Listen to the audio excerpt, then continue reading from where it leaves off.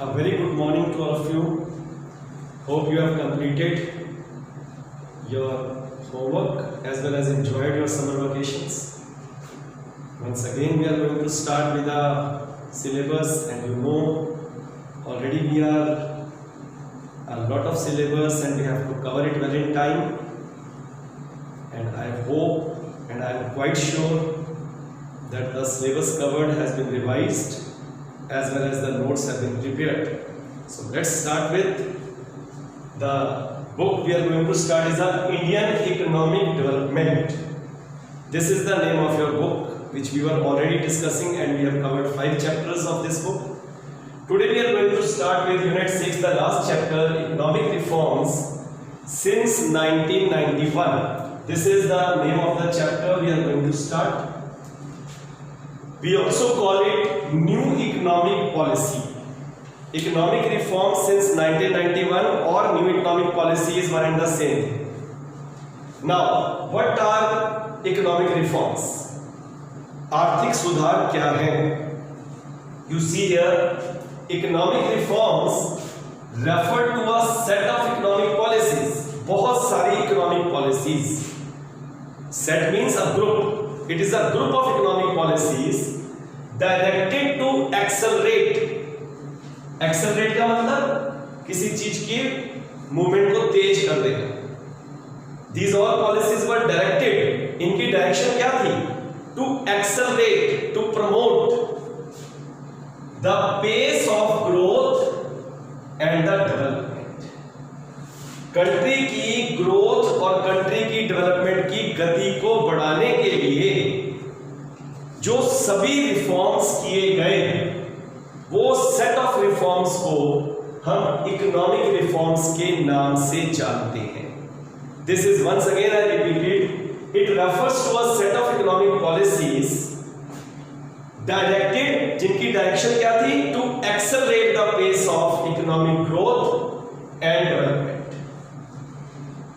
1991 के अंदर when we got independence, soon after that the policy was adopted where the public sector undertakings were given very much importance, and PSUs were the only result of this importance, public sector undertakings. But there were some shortcomings and the government ultimately suffered a loss. So what happened here? In 1991, Government of India initiated a series of economic reforms to pull the economy out of the crisis of 1990. बहुत बड़ा एक crisis आ गया था. Crisis क्या था? सबसे बड़ा crisis था foreign exchange reserves. We were having very less forex reserves. In the next part we are going to study only this thing, what was the need for the economic reforms.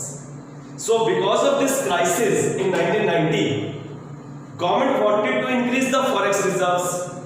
Government wanted that there should be some changes in the initial policy, and moreover it was a condition of the World Bank and the other countries from where the government of India approached and took the loans to clear their old debts. So government was compelled at that time to make some changes. So what happened? These reforms came to be known as NEP, New Economic Policy. इसी को new economic policy भी कहा जाता है. The 3 broad components of these new economic policy are: first one is a liberalization in place of licensing for industries and trade. Earlier, to open any industry in the private sector, the private sector has to take permission from the government in the form of license, in the form of permit, and then only the industry can be opened in the private sector. But here, liberalization means liberty was given to set up the private industries.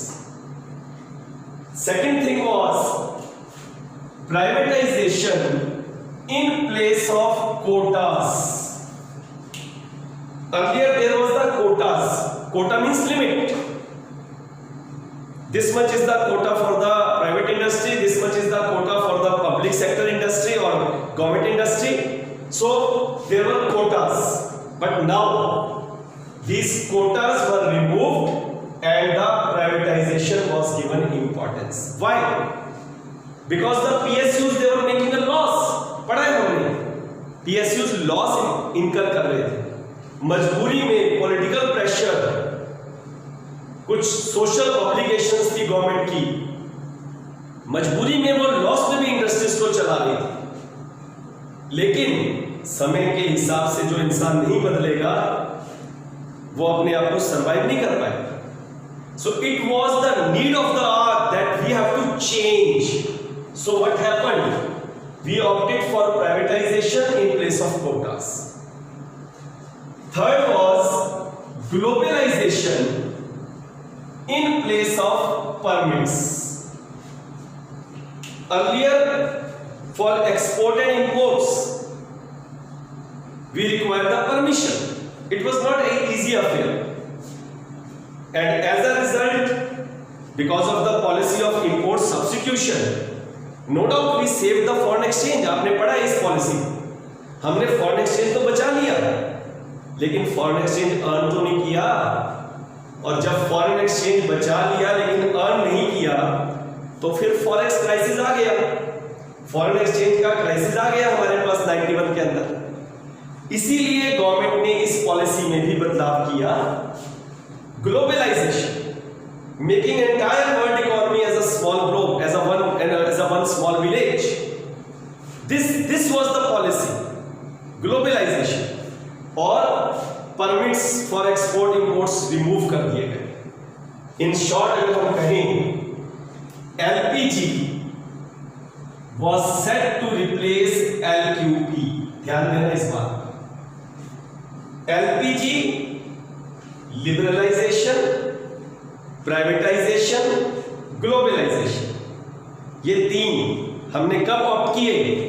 Under this new economic policy. Liberalisation, privatisation, globalisation, इसने replace कर दिया किसको? Licensing को, quotas को और permit को। तो एलक्यूपी जो 91 से पहले की पॉलिसी थी उसको रिप्लेस किया नई पॉलिसी ने जिसका नाम था एलपीजी। और ये एलपीजी पॉलिसी ही हमारे चैप्टर का नाम है, इकोनॉमिक रिफॉर्म्स और न्यू इकोनॉमिक पॉलिसी।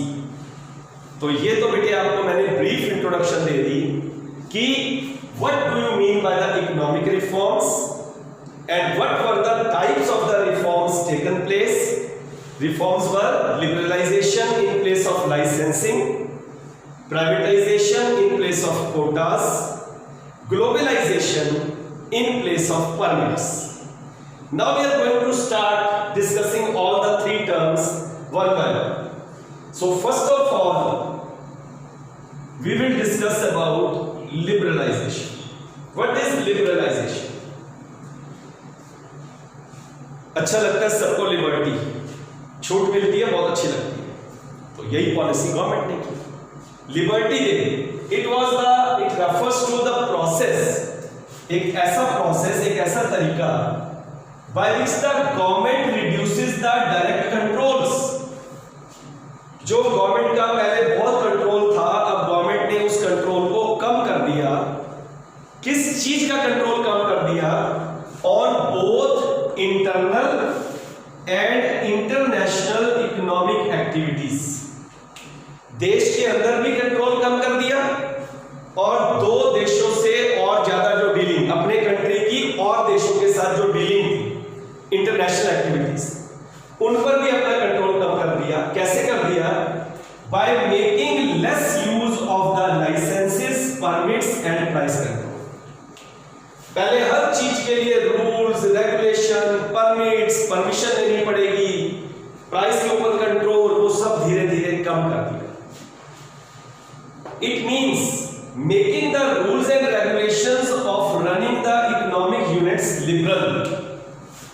अब उनको चलाना, उन यूनिट्स को ऑपरेट करना लिबरल हो गया, आसान हो गया, उनमें लिबर्टी दे दी। इसी को लिबरलाइजेशन बोलते हैं, जिसमें लिबर्टी ला गई। डायरेक्ट कंट्रोल इंटरनल ट्रेड पर भी हट गया, इंटरनेशनल पर भी हट गया, और लाइसेंस, परमिट और प्राइस कंट्रोल को रिमूव कर दिया। सेकंड हम बात करते हैं इस पॉलिसी का, एल हमने डिस्कस कर लिया। Second is a privatisation. Privatisation क्या है? प्राइवेट सेक्टर के ऊपर जोर दे दिया, क्योंकि सरकारी क्षेत्र में लोग काम नहीं कर रहे थे।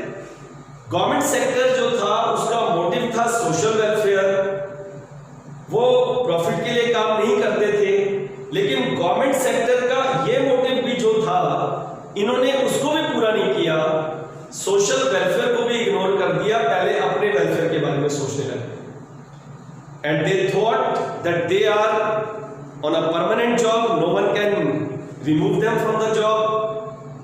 दे prefer to be the shirk worker instead of working hard, and therefore all the government enterprises, they became the liability of the government and they were not the assets. तो क्या किया? प्राइवेटाइजेशन क्या है? It implies increase in the role of the private sector. This is most important. Private sector के role को बढ़ा दिया गया, दो तरीकों से बढ़ाया गया। देखो कौन कौन से दो तरीके? To encourage the entry of the private units in the areas earlier reserve for the public sector. जो पहले एरियाज पब्लिक सेक्टर के लिए थे, उनको अब धीरे धीरे पब्लिक सेक्टर से प्राइवेट सेक्टर की तरफ डाल दिया। उनमें एंट्री दे दी प्राइवेट सेक्टर को, एनकरेज द एंट्री। और दूसरी चीज क्या की गई? To transfer the PSUs to the private sector. इसको हम टेक्निकली डिसइन्वेस्टमेंट भी बोलते हैं। डिसइन्वेस्टमेंट का मतलब जो शेयर हमारे पहले पब्लिक सेक्टर के थे, उनको प्राइवेट सेक्टर में इशू कर दिया गया, प्राइवेट सेक्टर को एंट्री दे दी गई, और धीरे धीरे प्राइवेट सेक्टर का पब्लिक सेक्टर में जो एंट्री हो गई, इसका मतलब उसका कंट्रीब्यूशन भी होना शुरू हो गया। फिर सुन लो, प्राइवेटाइजेशन में दो काम हुए। प्राइवेट सेक्टर को उन एरियाज में एंट्री दी गई जो पहले रिजर्व थे, किसके लिए? पब्लिक सेक्टर के लिए। और PSUs, पब्लिक सेक्टर अंडरटेकिंग्स को प्राइवेट कर दिया गया। तो ये दो काम प्राइवेट सेक्टर में किए गए। अब चलते हैं थर्ड की बात करते हैं।